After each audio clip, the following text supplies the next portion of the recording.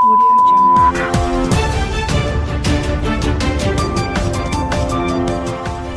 नमस्कार, ये रेडियो वर्षा है। अब आप पल्लव से वर्षा टाइम्स सुनिए।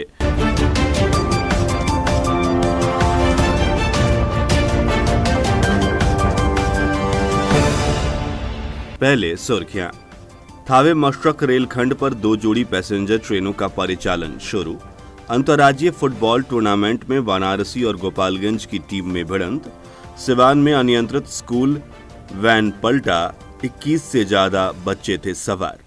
और खजूरबानी शराब कांड में 9 को फांसी, 4 को उम्र कैद। अब वर्षा टाइम्स विस्तार से। थावे मशरक रेल खंड पर 1 साल बाद 2 जोड़ी पैसेंजर ट्रेनों का परिचालन शुक्रवार से शुरू हो गया।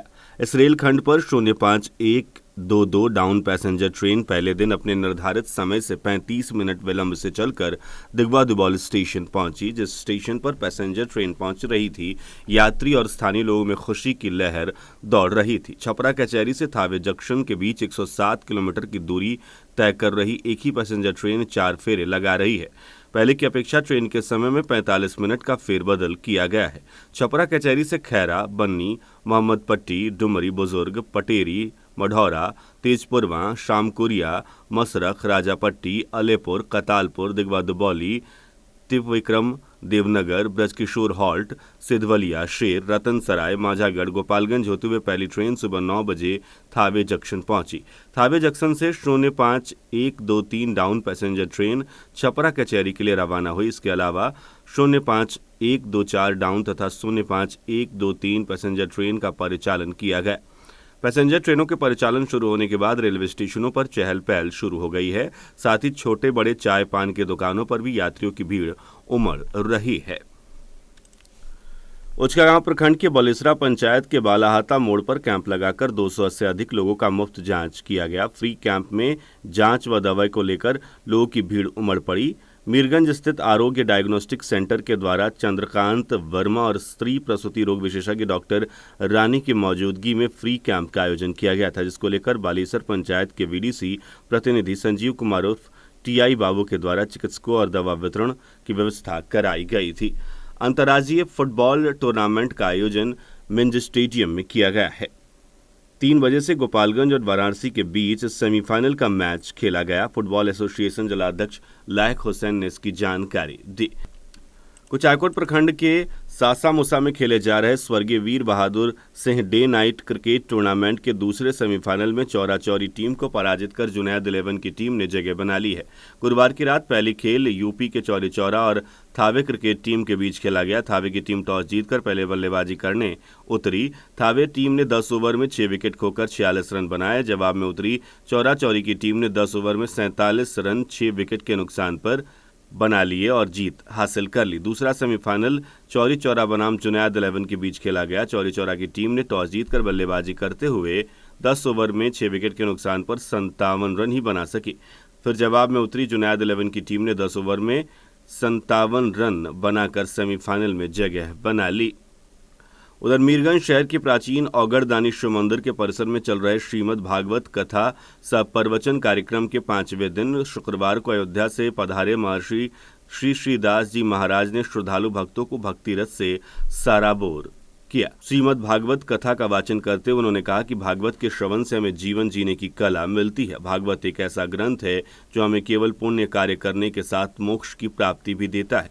भागवत के महात्म्य में कथा को सुनने के बाद मोह के बंधन से छूट जाते हैं।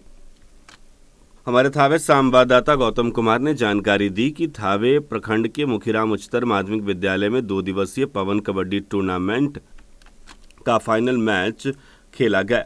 इस टूर्नामेंट में 8 टीमें भाग ले रही थी। पंचरुखी, जीरादेई, भोरे, बथुआ बाजार, रामचंद्रपुर, सुनरी और थावे की टीम इसमें भाग ले रही थी। शुक्रवार को कबड्डी का फाइनल मुकाबला थावे और जीरादेई के बीच हुआ, जिसमें जीरादेई की टीम ने कबड्डी प्रतियोगिता के फाइनल में जीत हासिल की। प्रतियोगिता में दोनों टीमों को शील्ड देकर सम्मानित किया गया। पंजदेवरी प्रखंड के संकुल संसाधन केंद्र भटवा में विद्यालय शिक्षा समिति के सदस्यों का 2 दिवसीय प्रशिक्षण शुक्रवार को आरंभ हो गया। संकुल संसाधन केंद्र भटवा के संकुल समन्वयक मनोज कुमार पांडे ने बताया कि बिहार राज्य परियोजना निदेशक के आदेश के आलोक में संकुल स्तरीय प्रत्येक विद्यालय के विद्यालय शिक्षा समिति सदस्यों को 2 दिवसीय गैर आवासीय प्रशिक्षण इन कंटेंट के माध्यम से दिया जाना है। इस दौरान संकुल संसाधन केंद्र भटवा के मध्य विद्यालय भटवा, प्राथमिक विद्यालय तिवारी टोला, प्राथमिक विद्यालय नहर टोला, प्राथमिक विद्यालय तिवारी छपरा के 6 सदस्यों को प्रशिक्षित किया जा रहा है। इस प्रशिक्षण के माध्यम से माता पिता और अभिभावकों के साथ लोक भागीदारी, आपसी तालमेल और गुणवत्तापूर्ण शिक्षा से संबंधित आवश्यक जानकारियों से अवगत कराया जा रहा है। मौके पर संकुल समन्वयक मनोज कुमार पांडे, केशव तिवारी आदि लोग मौजूद रहे। हमारे विजयपुर संवाददाता गौतम कुमार ने जानकारी दी कि वीडियो अंजू कुमारी ने प्रखंड के सभी बीएलओ के साथ प्रखंड मुख्यालय में एक बैठक को संबोधित करते हुए अंजू कुमारी ने बताया कि जिन लोगों ने 1 जनवरी 2021 को मतदाता सूची में नाम जुड़वाना है वो लोग अपने मोबाइल से ऑनलाइन एपिक प्राप्त कर सकते हैं।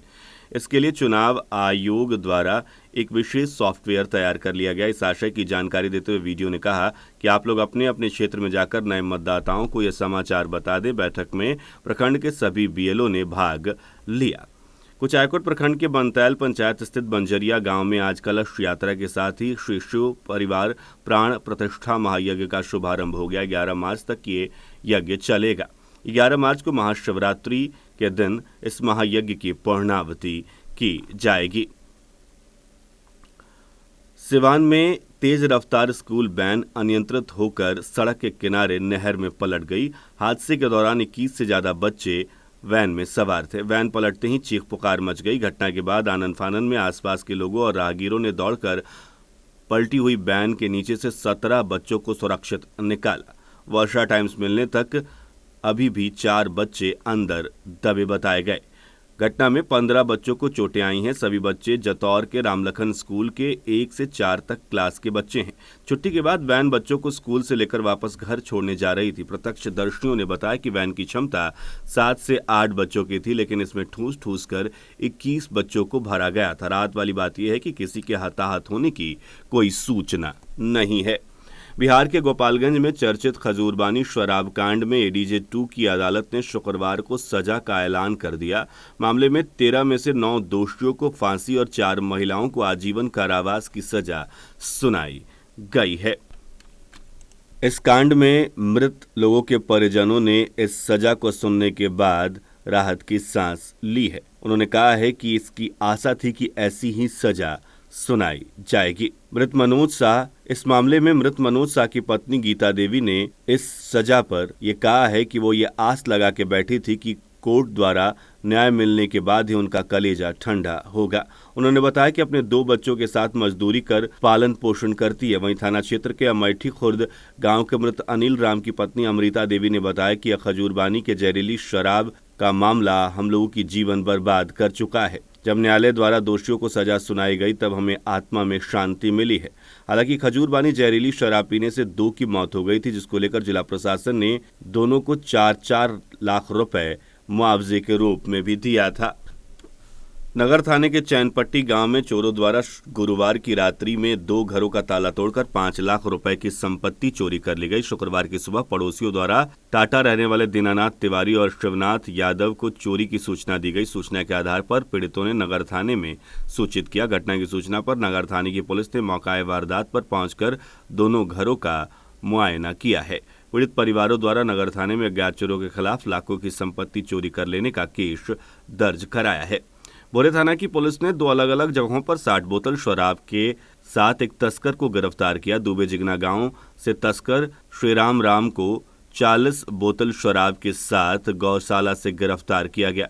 वहीं दूसरी कार्रवाई में सुमेरी छापर में सत्येंद्र यादव के घर के पास से 20 बोतल देसी शराब जब्त किया गया, जबकि तस्कर पुलिस को चकमा देकर फरार हो गया। खनन विभाग ने बड़ी कार्रवाई करते हुए राजस्व जमा नहीं करने वाले 3 ईंट भट्ठा संचालकों के खिलाफ प्राथमिकी दर्ज कराई है। साथ ही मामले में भोरे पुलिस को भट्ठा बंद करने का भी आदेश दिया है। खनन विभाग की इस कार्रवाई के बाद हड़कंप मच गया है। उधर शराब की विशेष छापेमारी में विजयपुर पुलिस ने 4 शराबियों को गिरफ्तार कर लिया। थानाध्यक्ष संजीत कुमार ने चारों के विरुद्ध प्राथमिकी दर्ज कर शुक्रवार को जेल भेज दिया। अब अंत में सुर्खियां एक बार फिर। थावे मशरख रेलखंड पर 2 जोड़ी पैसेंजर ट्रेनों का परिचालन शुरू। अंतर्राज्यीय फुटबॉल टूर्नामेंट में वाराणसी और गोपालगंज की टीम सेमीफाइनल मैच में भिड़ंत। सिवान में अनियंत्रित स्कूल वैन पलटी, 21 से ज्यादा बच्चे थे सवार। खजूरबानी शराब कांड में 9 को फांसी, 4 को उम्र कैद। इसके साथ ही वर्षा टाइम्स का यह अंक समाप्त हुआ। नमस्कार।